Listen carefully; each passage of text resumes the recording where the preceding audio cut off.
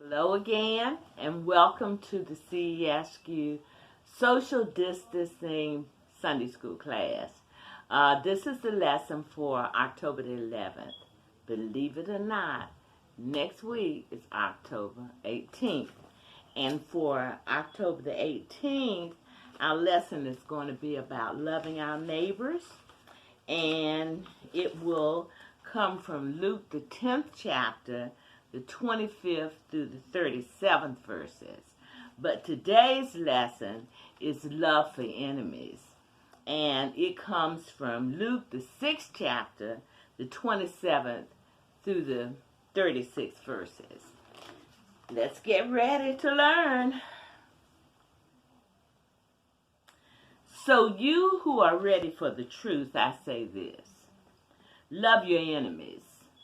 Let them bring out the best in you, not the worst.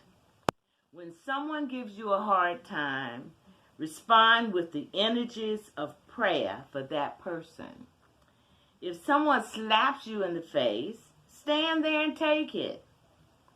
If someone grabs your shirt, gift wrap your best coat and make a present of it. If someone takes unfair advantage of you, use the occasion to practice the servant life. No more tit for tat stuff. Live generously. Here's a simple rule of thumb for behavior. Ask yourself what you want people to do for you. Then grab the initiative and do it for them. If you only love the lovable, do you expect a pat on the back? Run-of-the-mill sinners do that. If you only help those who help you, do you expect a medal? Garden variety sinners do that. If you only give for what you hope to get out of it, do you think that's charity? The stingiest of pawnbrokers does that. I tell you, love your enemies. Help and give without expecting in return. You'll never, I promise you, regret it. Live out this God-created identity the way our Father lives towards us, generously and graciously, even when we're at our worst. Our Father is kind. You be kind. Don't pick on people, jump on their failures, criticize their faults, unless, of course, you want the same treatment. Don't condemn those who are down. That hardness can boomerang. Be easy on people. You'll find life a lot easier. Give away your life. You'll find life given back. But not merely given back with bonus and blessing. Giving, not getting, is the way. Generosity begets generosity. Now I'm doing a lot of smiling because if we were having Sunday school on Sunday, I can imagine we would have a lot of discussion. I won't say argument. A lot of discussion about this scripture. We hear it all the time, but it is not the human way. It's not the way that we are taught in our American everyday way of life. Our way of life is if you hit me, I'm hitting you back. Not only that, we think that makes us strong. And so even if a little kid hits us, we want to smack them back. Somebody smaller than we. The other day I was talking to a friend of mine, and she's taking an interesting reading situation on the web. And she was telling me that there's a group of them, and that they were encouraged to think about forgiveness. And so she said that this one lady said, I'm not forgiving anybody.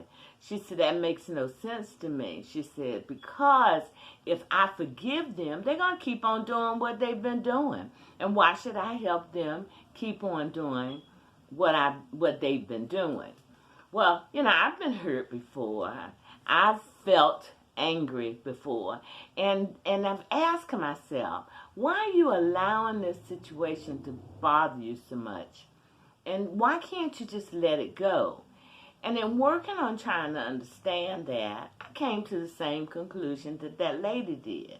I thought and I thought and I thought that if I acted like this situation didn't matter to me, then that person would keep on doing to me what they had done before. But thank God, as my son says a lot, there is a God. Because I learned that it does work to bless people who despitefully use you, to give to people who take from you. If it's no more than not giving them what they gave you.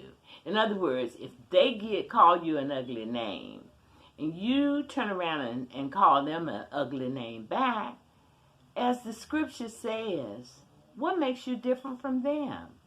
And what makes you in that action, are you suggesting that their way is right and that's the way to settle it is by name calling? The one that is very hard for people to take is the one about turning the other cheek. If somebody slaps you, turn your other cheek. And I just kind of think, I believe that what that might mean is literally, if somebody slaps you, turn your cheek and let them slap you again, not out of weakness, but out of strength to say, you may slap me, you may hit me, you may call me names, but I am absolutely not going to become what you're being. I'm not going to turn that around on you. And the other thing I think Jesus is teaching us is that we are much more than our physical body. And though it physically hurts for someone to hit you, it can't harm you. Because who you are is greater than you think. Who you are is more than you think. And so another thing that is telling us in the scripture is to look at the model of Jesus and learn from that. And really try believing that what he's saying is true. So if somebody takes your sweater, take off your coat and give it to them. You know what it says? It says, this coat is not the only coat I'm going to have.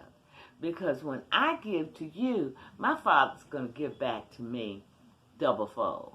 Now, in reality, you may already have too many coats. I know I do. And so if somebody walks up to me and snatches my coat off, as long as I can get home and get out of the cold, I'm running to get the next coat. And if they take that, guess what they're going to do? They're going to help me keep a cleaner house because I'm not going to have so many coats or so much junk. And I think if you stretch your mind to go beyond what we've been taught in the past and actually think, I should try this. I remember the scripture about praying for those who despitefully use you, or the scripture about loving your enemy. I remember saying, okay, God, now how do we do that?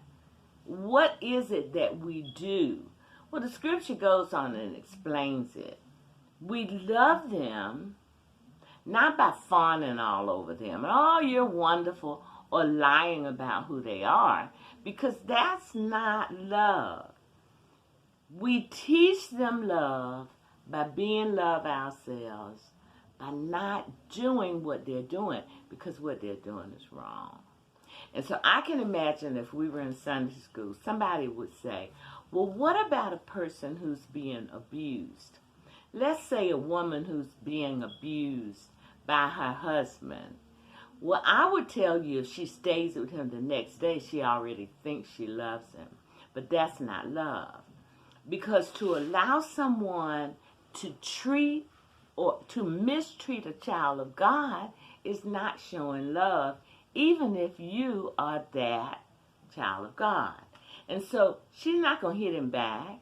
She's not going to go get a gun and shoot him. But what she is going to do is say, no more.